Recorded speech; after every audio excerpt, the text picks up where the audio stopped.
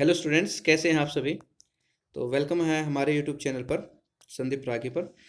तो आज के इस वीडियो में स्टूडेंट्स हम सॉल्व करने वाले हैं हरियाणा बोर्ड का जो 2020 का फिजिक्स का जो पेपर है और सेट डी, उसको हम सॉल्व करेंगे आज के इस वीडियो में। इससे पहले सेट ए, सेट बी और सेट सी मैं अपलोड कर चुका हूँ, तो आप हमारे चैनल से देख सकते हैं। डिस्क्रिप्शन में भी आपको लिंक मिल जाएंगे, अदरवाइज आप सर्च करेंगे प्लेलिस्ट में ऑब्जेक्टिव टाइप क्लास 12, तो वहाँ से भी आपको मिल जाएंगे।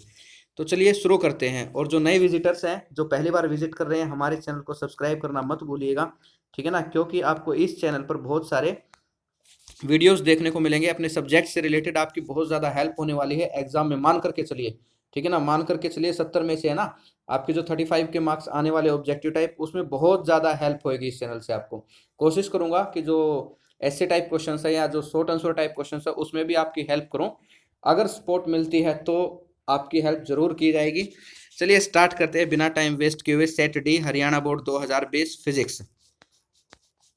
तो यहाँ पर देखिए पहला क्वेश्चन क्या है, व्हाट इज ट्रांसड्यूसर। ट्रांसड्यूसर क्या है, ठीक है। हालांकि 2022 में क्वेश्चन नहीं आने वाला क्योंकि 10th यूनिट से है, ठीक है, कट चुका है। फिर भी ट्रांसड्यूसर बता देता हूँ कि एक ऐसा डिवाइस होता है जो एक फॉर्म ऑफ एनर्जी को दूसरी फॉर्म ऑफ एनर्जी में कन्वर्ट करता है।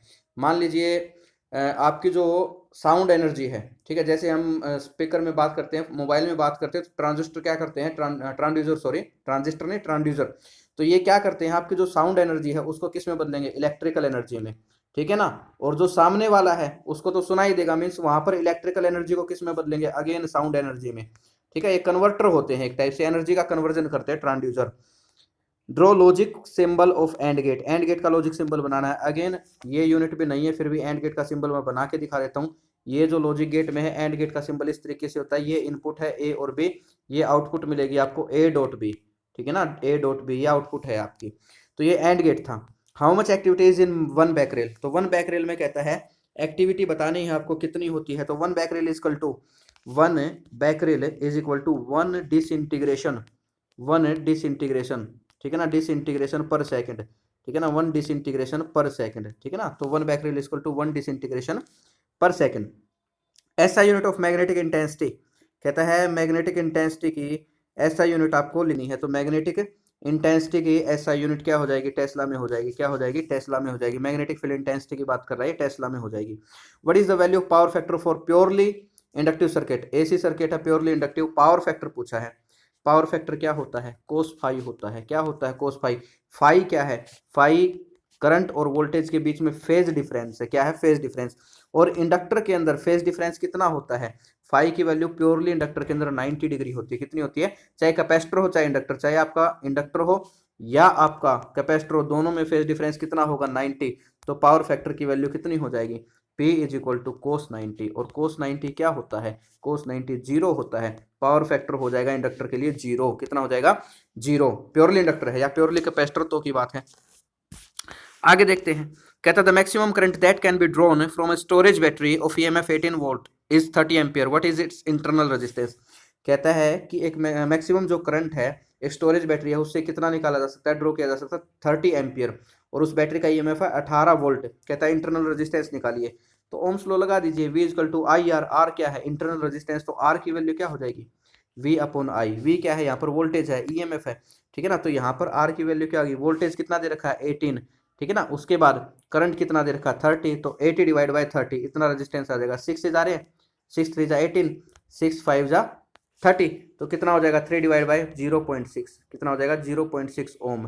तो ये इसका आंसर आ जाएगा 0.6 ओम, ठीक है ना। सोल्व करेंगे तो अगला क्वेश्चन देखते हैं, राइट ऐसा यूनिट ऑफ इलेक्ट्रिकल एनर्जी। देखिए एनर्जी कोई भी हो, एनर्जी किसी भी टाइप की हो, ऐसा यूनिट लिखेंगे तो जूल आ जाएगी। क्या आ जाएगी, जूल, ठीक है ना। All type of energy are measured in joule, तो जूल में होगी, ठीक है ना। जूल लिख सकते हैं यहाँ पर। बट इसमें कहता है इलेक्ट्रिकल एनर्जी, ये है ना 4th यूनिट में जो आप पावर वाला चैप्टर पढ़ते हैं, तो वहां से ये वर्ड लिया गया है। तो उस केस में अगर एनर्जी लिखनी है तो किलोवाट आवर, कितनी हो जाएगी, किलोवाट आवर, क्योंकि 1 kilowatt hour 1 unit of electricity के इक्वल होती है। किलोवाट आवर किसके इक्वल होती है, 1 यूनिट ऑफ, जो है 1 यूनिट ऑफ इलेक्ट्रिसिटी, ठीक है। तो 1 यूनिट 1 किलोवाट आवर के इक्वल होती है। तो किलोवाट आवर लिख दीजिएगा, चलेगा, ठीक है ना। इलेक्ट्रिकल एनर्जी की यूनिट किलोवाट आवर। उसके बाद देखिएगा, the force of attraction between a positively charge particle and negatively charge particle is F. कहता है फोर्स ऑफ अट्रैक्शन दे रखा है, एक पॉजिटिव चार्ज पार्टिकल है, एक नेगेटिव चार्ज पार्टिकल है, कितना F. When distance between them is made half, कहता है अगर दूरी को घटा करके हम आधा कर दें, what will be the value of this force, force की वैल्यू क्या होगी। देखिए डिस्टेंस को घटाओगे फोर्स बढ़ेगा, ठीक है ना, डिस्टेंस को घटाओगे फोर्स बढ़ेगा, ठीक है। तो फोर्स इनवर्सली प्रोपोर्शनल होता है डिस्टेंस के स्क्वायर के। डिस्टेंस को हाफ करोगे तो फोर्स कितने टाइम बढ़ जाएगा, 4 टाइम बढ़ जाएगा। कितने टाइम बढ़ जाएगा, 4 टाइम, ठीक है ना। तो इसमें आ जाएगा कि जो आपका न्यू फोर्स है वो ओल्ड फोर्स की तुलना में 4 टाइम इंक्रीज हो जाएगा, ठीक है। अगला क्वेश्चन देखिए, working of an optical fibre is based on which effect of light. कहता है वर्किंग जो है ऑप्टिकल फाइबर की किस फिनोमिना के ऊपर बेस्ड है। भाई वो फिनोमिना है total internal reflection, total internal reflection, internal reflection, ठीक है ना। तो टोटल इंटरनल रिफ्लेक्शन, तो ऑप्टिकल जो फाइबर है तो वो बेस्ड होती है total internal reflection, TIR, total internal reflection, ठीक है ना। तो इसके ऊपर बेस्ड होती है। अगला क्वेश्चन देखिएगा, in the magnetic meridian of a certain place. कहता है कोई मैग्नेटिक मेरिडियन है किसी सर्टेन प्लेस के ऊपर, अर्थ मैग्नेटिक फील्ड दे रखी है 0.38 G and the angle of dip is 30। Horizontal component of earth magnetic field at this location is, horizontal component निकालना है। क्या क्या दे रखा है, अर्थ की मैग्नेटिक फील्ड दे रखी है, मींस आर की वैल्यू दे रखी है कितनी, 0.38 गोज। जी का मतलब क्या है, पार्ले जी वाला जी नहीं है, गोज वाला जी है, 0.38 जी। उसके बाद एंगल ऑफ डिप यानी डेल्टा की वैल्यू है कितनी है, 30 डिग्री है। तो कहता है एच की वैल्यू निकालिए। एच क्या है, हॉरिजॉन्टल कंपोनेंट, तो हॉरिजॉन्टल कंपोनेंट की वैल्यू निकालिए। फॉर्मूला याद होना चाहिए, H equal to R cos delta, H equal to R cos delta. R की वैल्यू क्या है 0.32, कोस डेल्टा, डेल्टा की वैल्यू क्या है 30, और 30 डिग्री कितना होता है, 30 डिग्री कितना होता है, ये हो जाएगा 0.32 की मल्टीप्लाई करवानी, कोस 30, कोस 30 यानी √3 डिवाइड बाई 2, ठीक है ना। तो इसको आप मल्टीप्लाई करवाएंगे, ये हो जाएगा 0.16, ठीक है ना। और जहाँ तक 0.16 को किससे मल्टीप्लाई करवा देना है, 0.16 को √3 से मल्टीप्लाई करवा देना है। तो ऑप्शन यहाँ पर हमारे मैच नहीं कर रहे हैं एक्चुअली में, ठीक है ना। इस ऑप्शन में जो है वैसे सोल्व ऐसे ही होगा, हॉरिजॉन्टल कंपोनेंट पूछा गया है इसमें, in magnetic meridian certain, earth की मैग्नेटिक फील्ड दे दी, एंगल ऑफ डिप दे दिया, हॉरिजॉन्टल कंपोनेंट पूछा है, ठीक है। तो इसमें 0.3 थी, आंसर दे रखा है यहाँ पर। तो इसमें 0.6 को आप मल्टीप्लाई करेंगे तो उससे आप कैलकुलेट कर सकते हैं, एक बार कर लेते हैं फिर भी।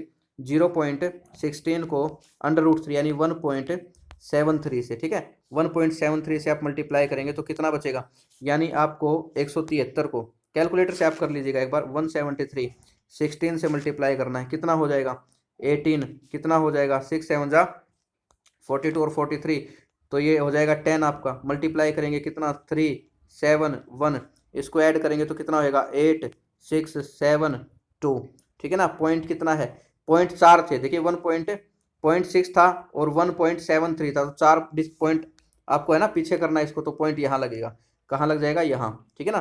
तो 0.2768, तो 0.27 को हम क्या लिख सकते हैं, 0.3 लिख सकते हैं, ठीक है ना, 0.3 लिख सकते हैं। तो यानी इसको रफली 0.3 आ जाएगा, 0.3 जी। तो इसका ऑप्शन क्या है, ऑप्शन आ जाएगा सी इसका, ठीक है ना, ऑप्शन आ जाएगा सी। तो इसमें आ जाएगा ऑप्शन सी। सोल्व ऐसे ही करना है आपको, ठीक है। आगे बढ़ते हैं, उसके बाद देखिए the energy of an atom in ground state is -4.9 electron volt. कहता है एनर्जी जो है ना एटम की ग्राउंड स्टेट में -4.9 इलेक्ट्रॉन वोल्ट। आयनाइजेशन एनर्जी पूछी है एटम की, ठीक है। तो देखिए एनर्जी हमेशा नेगेटिव में होगी, आयनाइजेशन एनर्जी हमेशा पॉजिटिव में होगी। ग्राउंड स्टेट में एनर्जी कितनी दे रखी है, -4.9, कितनी दे रखी है -4.9। तो आयनाइजेशन एनर्जी कितनी हो जाएगी, आयनाइजेशन हो जाएगी +4.9, कितनी हो जाएगी +4.9 इलेक्ट्रॉन वोल्ट, ठीक है ना। तो ये प्लस में आ जाएगी। जिन्होंने पहली वाली वीडियो देखी है तो ये क्वेश्चन उनके लिए बिल्कुल आसान है, कोई बड़ी बात नहीं है। अगला देखिए, a thin convex lens of focal length 30 centimetre is placed in contact with a thin concave lens of focal length 20 centimetre. कहता है थिन कॉन्वेक्स लेंस है जिसकी फोकल लेंथ 30 सेंटीमीटर, उसको हमने कॉन्टैक्ट में रखा कॉनकेव लेंस के जिसकी फोकल लेंथ है 20 सेंटीमीटर। तो कहता है कॉम्बिनेशन की फोकल लेंथ क्या होगी, फॉर्मूला देखिए, total focal length f1 1/f1 + 1/f2। अब देखिए यहाँ पर f1 की वैल्यू क्या है, जो शुरू में कॉन्वेक्स लेंस है उसके लिए ले लेते हैं, f1 की वैल्यू हो 1/30, कितनी है 1/30। f2 की वैल्यू कितनी है 20 है, लेकिन कॉनकेव है तो -20 आ जाएगा। कॉनकेव की फोकल लेंथ क्या होती है, माइनस में होती है, तो 1/f क्या बचेगा 1/30 -1/20, ठीक है, प्लस माइनस माइनस हो जाएगा। तो इसको सोल्व कर लीजिएगा, एलसीएम कितना आएगा 60, सोल्व करेंगे तो यहाँ पे 2, यहाँ पे -3, तो यानी -1/60 कितना हो जाएगा, -1/60। तो यहाँ पर फोकल लेंथ कितनी हो जाएगी, फोकल लेंथ हो जाएगी, रिवर्स करेंगे तो -60 सेंटीमीटर। तो यहाँ पर आंसर आ जाएगा -60 सेंटीमीटर। कितना आ जाएगा, -60 सेंटीमीटर, यानी ऑप्शन बी आ जाएगा इसमें भी।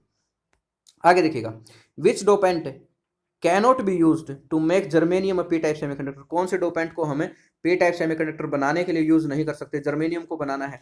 तो देखिए फॉर्मूला मैंने आपको बताया था, पी टाइप बनाना है, पी टाइप में क्या आएगा, BaI, ठीक है, बी क्या है बोरोन, ए क्या है एल्यूमिनियम, आई क्या है इंडियम, ठीक है ना। तो इनके अलावा जो है यहाँ पर देख लीजिए कौन कौन सा है, तो यहाँ पर क्या हो जाएगा, पी फॉस्फोरस है, फॉस्फोरस से एन टाइप बन सकता है, पी टाइप कभी नहीं बनेगा। बाकी इन तीनों से जो पी टाइप बनेगा, ठीक है ना, BaI पी टाइप बनेगा। तो इसमें करेक्ट आंसर हो जाएगा ए। फॉस्फोरस में एक्चुअली में देखे, इसमें वो ट्रिक थे, मैंने आपको ट्रिक से बताया है। जनरली ऐसे होता है, जो जर्मेनियम है ना उसमें लास्ट में इलेक्ट्रॉन बचेंगे 4, फॉस्फोरस में लास्ट में कितने इलेक्ट्रॉन बचेंगे, 15 एटॉमिक नंबर होता है, पहले ऑर्बिट में 2, दूसरे में 8, तीसरे में 5, तो वैलेंस में कितने 5 है। तो जब ये 4 इलेक्ट्रॉन इस 5 के साथ मिलेंगे तो इसके पास 1 इलेक्ट्रॉन एक्स्ट्रा बचेगा, एक्स्ट्रा बच गया तो इसका मतलब क्या बनाएगा, वो एन टाइप बनाएगा, ठीक है ना। तो यहाँ पर फॉस्फोरस एन टाइप बनाता है, ऐसे भी समझ सकते हैं। Which of the following has lowest frequency, सबसे कम फ्रीक्वेंसी किसकी होती है, ultraviolet radiation, long radio waves, gamma rays, X rays, तो किसकी होगी। देखिए फ्रीक्वेंसी लोवेस्ट पूछिए, हाईएस्ट पूछता तो कौन था, गामा रे, हाईएस्ट होती है गामा रे की, लोवेस्ट होती है रेडियो वेव की, लोवेस्ट क्या होती है, रेडियो वेव की। तो यहाँ पर क्या आंसर आ जाएगा, लॉन्ग रेडियो वेव्स, ठीक है ना, यहाँ पर आंसर आ जाएगा लॉन्ग रेडियो वेव्स। तो स्टूडेंट्स ये था आपका 2020 का सेट डी, यहाँ पर सिर्फ मैंने 1 मार्क्स वाले करवाए हैं, ठीक है। VS से भी हम जिक्र करेंगे, किसी और वीडियो में करेंगे, बट तो आज के लिए इतना ही। अभी तक जो नए विजिटर्स हैं, चैनल अगर सब्सक्राइब नहीं किया है तो सब्सक्राइब कर लीजिएगा और अपने दोस्तों को भी बता दीजिएगा, शेयर कर दीजिएगा, ठीक है ना। मैंने यहाँ पर अभी तक इस वीडियो के साथ क्या हो जाएगा, जितने भी पेपर हैं वो अपलोड हो जाएंगे, ठीक है ना। ये मैं अपलोड कर चुका हूँ 17 का, 18 का कर दिया है, 19 का कर दिया है, 20 का कर दिया है और 21 का कर दिया है। सारे फिजिक्स के पेपर मैं अपलोड कर चुका हूँ। तो आप 1 बाय 1 देख लीजिएगा, डिस्क्रिप्शन में भी लिंक मिल जाएगा आपको, अदरवाइज आपको जो है ना प्लेलिस्ट में भी मिल जाएंगे आपको, ठीक है ना। इसके अलावा जो MCQs हैं, ठीक है, कंप्लीट फिजिक्स के, ठीक है, 2022 के अकॉर्डिंग जितने भी MCQs हैं मैं सारे अपलोड कर चुका हूँ, ऑलरेडी अपलोड हमने कर दिए हैं। तो आपको अगर अच्छे मार्क्स चाहिए हैं तो वीडियोस आप जरूर देखिएगा, आपकी बहुत ज़्यादा हेल्प होने वाली है। 35 में से 35 मार्क्स आपके आने वाले हैं, ठीक है ना, अगर आप ये वीडियोस देखकर जाते हैं तो। मिलते हैं नेक्स्ट वीडियो में और भी जो है नए क्वेश्चंस के साथ, तब तक के लिए थैंक यू।